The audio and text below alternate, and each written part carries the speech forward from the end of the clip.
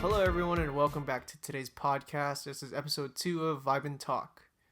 And on today's episode, I'm going to explain to you guys how I was able to go to Disneyland every single month for a whole year and how I was able to afford it. So here with me to help, enlighten your experience, I have a guest, and she's pretty cool. She's aight. Ka. I'm better than I. She's actually my girlfriend, and we actually owned a annual pass a year and a half ago or two. A year and a half ago. Yeah, so I guess we'll explain to you how we were able to do it. Yeah, we're pros at this point. We pretty much took balling on a budget to a whole new level with their annual passes. So to give you guys some context behind our Disneyland life experience, we ended up going once a year starting after high school. So after high school graduation, we went once a year. Finishing freshman year of college, we actually end up going again once a year. So it was like an annual year vacation for us. And then we kind of ended up looking at getting an annual pass because we thought, why spend X amount of money for 3 to 4 days when we can spend a couple hundred more to go the whole year, right? Was it your decision to? I like to jump the gun, so yes, it was probably my decision. I guess we'll just be straight up. The pass cost about $700, didn't it? Yeah, for like the cheapest one. The cheapest one. The most expensive one was about $1,000. Yeah, back in like 2017. 2017, 2018. We pretty much took balling on a budget to a whole new level with their annual passes. So I'm going to explain how we were able to actually go so often that we did. Because I know a lot of people always said that, like, oh, you guys are like the Disneyland people. You guys always go. So it's like you guys live in Anaheim all of a sudden. And that honestly kind of felt kind of true. But it's totally possible for anyone. Even broke-ass college students. So the first thing to realize is that when you buy an annual pass, you can do it in monthly installments. And so paying $40 every month really does do a difference instead of paying like $700 on the spot. Yeah, $700 on the spot. Now, also, like, if you're planning to go to Disneyland, like, if you're only going to go once a year, like, that's your one time you're going to go for the whole year, you're looking at spending, like, almost $200 to $300.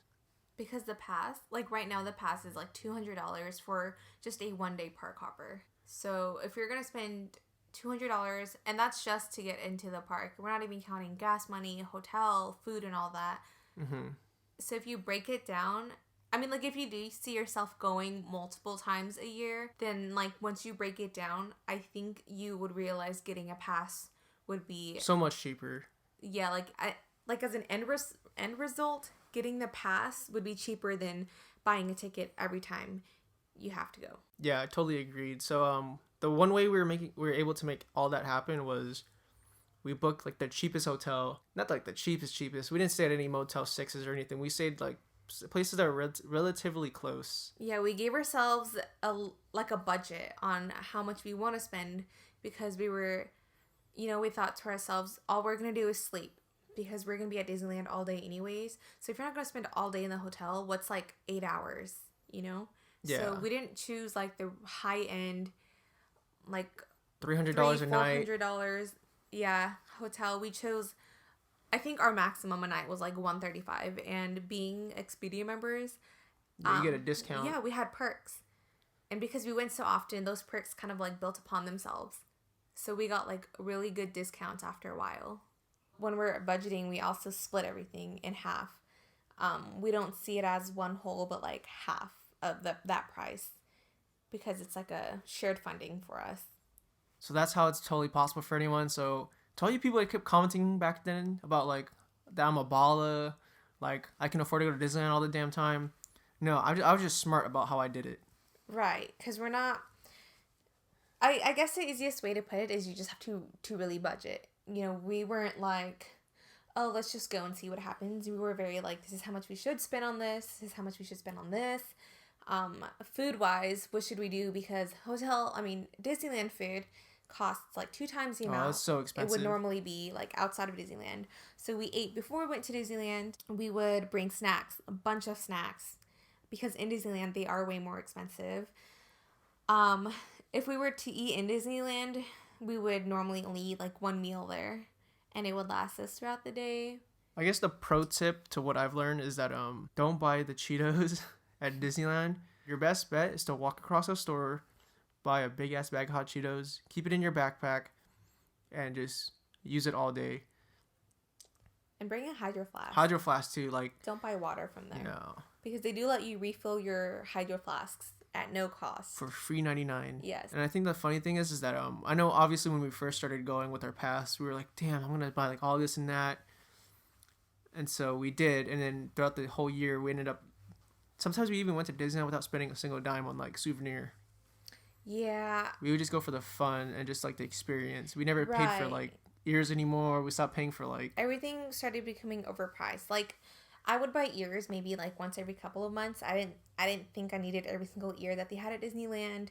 They're like jerseys that they started selling. It's like $70 a piece, and if you're spending $70 for a shirt like that, I mean, I think it's kind of ridiculous. You could make it yourself. You know, they have cute Disney shirts at like Target that you can purchase for way cheaper. You would honestly, I feel like when you go to Disneyland, everyone thinks they have to buy cute Disneyland like shirts and pants and ears and backpacks and everything to match the Disneyland experience, but it's not really like that at all. Like, you don't have to go all out. Just wear whatever you have at home. Maybe if it's like a once in a year thing, you go once every couple years ago, then I think I see where spending all that money on the additional stuff makes sense. But I guess for an annual pass holder experience, we actually ended up just going more for the fun instead of going for like the merchandise. Okay, so the next segment topic we're gonna cover is the pros of actually owning an annual pass. So, Kyle, what would you say? If you can give me one pro, what would it be? Not spending like $200 a month every month for a pass. So making it more affordable to go.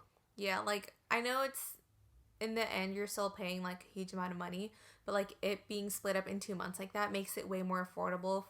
I think those little Disneyland perks also, like, annual pass members get these huge buttons if they go to like certain churro stands and purchase certain churros. Like, if you're just a regular one-day pass holder, you don't get that kind of experience, but because you're an annual pass holder, you get all these perks. Okay, so now we're going to dive into the cons of owning a pass. I'm going to say this is probably my number one pet peeve about like Disneyland and how they work is you don't accumulate like a tenure if you own an annual pass. So like to renew it, I wish you would be able to keep the same price that you renew or bought the annual pass at. I wish we didn't have to pay that price. I wish we could just keep it at $700 for X amount of years, because you're paying pretty much more for exactly what you just had. And another thing is when you want to sign up for an annual pass, there's $100 fee, is there not? There's a down payment that you have to put on the pass. And it doesn't even count towards the months. No, it doesn't. It counts towards your pass. Like buying it? Yeah. That down payment just secures it for you. Also, it goes towards it? It goes towards... Are you sure? I'm sure. Oh, no. Okay. Yes. I think what she's saying is right. But the thing is, though, let's say you get let's say it's October 1st, and you want an annual pass. You pay the $100 down payment, and then you also have to pay the $40 that month you owe. Right. So it's not like they'll start charging you the next month after down payment. They charge you that same month, and that's something they didn't let me know, or maybe it was in the fine print. It definitely was in the fine print, but it just really sucks to pull up your cart and it's like $150 due right now. What would be another con? So instead of, okay, let's get away from the price, because I think the price is a given. How about your experience? Did you witness your experience kind of diminish? Yeah, because, I mean, that was totally a personal choice because we went so often also. It started becoming like less and less fun. Because we went so many times, it was like we already knew what it was going to be like. Like, the magic wasn't there anymore. Totally agree. There was some trips where we booked it, and then there was, like, a shit ton of people. And instead of going on rides, we ended up waiting in lines forever. And I remember we went, and we just left, like, half day because we were just over it. We couldn't do it anymore. Yeah, Disneyland lets you purchase this thing called a Max Pass. And you can only work that through your phone when you're in the park. And they don't offer any refunds, but if there are way too many people using the app, it kind of slows it down, or it kind of just... And it crashes. Crashes it all together. They don't give you a refund for that, and it sucks because you spent this extra money for the experience, and you can't even be given that money back on something that wasn't your fault. I think you did end up getting that money back, didn't you? No, I did not. You didn't get it back? I did not get anything back. Really? Yeah. Are you sure? Yes. Oh, dang. I remember because when we first did that, that's when it first started coming out. Like, the Max Pass was a thing. Yeah. So then we tried it, and it just it didn't work at all. Yeah, like, the park has a Wi-Fi for to use also, and I tried to use the park's Wi-Fi, but it was too slow. I used my own data for it, but it just kept crashing every time I tried to, like, get a fast pass for a ride. And so we just ended up not being able to use it, and then I went back and read the fine prints for, like, whether I can get a refund for this or not, and it said just absolutely no refunds for any reasons. So that was a waste of $15 on my part. One thing that sucked about Disneyland also is, like, we know the lines are long and we don't mind waiting in them, but there was a specific time where we were trying to go on Splash Mountain, and we waited in line for like an hour and a half, and we weren't even halfway there yet, and they kind of said over the intercom that the ride needed some kind of maintenance, and we were like, what the heck, we waited an hour and a half. So we were like, whatever, we're gonna go find a different ride. And we came back to the ride later after it was fixed, waited in line again for like an hour just for them to tell us it wasn't working again. Like, stuff like that is really disappointing, because that was like 3.5 hours wasted. Oh, yeah. Standing in line for a ride that just wasn't gonna work at all. And time is everything in Disneyland. Time is everything. There's so many people. There's only so much you can do in a day. It was hard. And those are just like a few kind of cons that we've experienced. There's obviously like pros and cons to anything in life. And I think that if you're able to get over the cons like we did, you'll be able to have a good experience at Disneyland. So I guess the final question for you, Kyle, is would you ever renew your pass ever again? I don't know. That's a hard one. I want to say yes, because, you know what? No. I would never do it again. You guys have no idea. She's having a really hard time. She's thinking so hard. I'm going to say no, because my first time there, I think I was like 14, 15.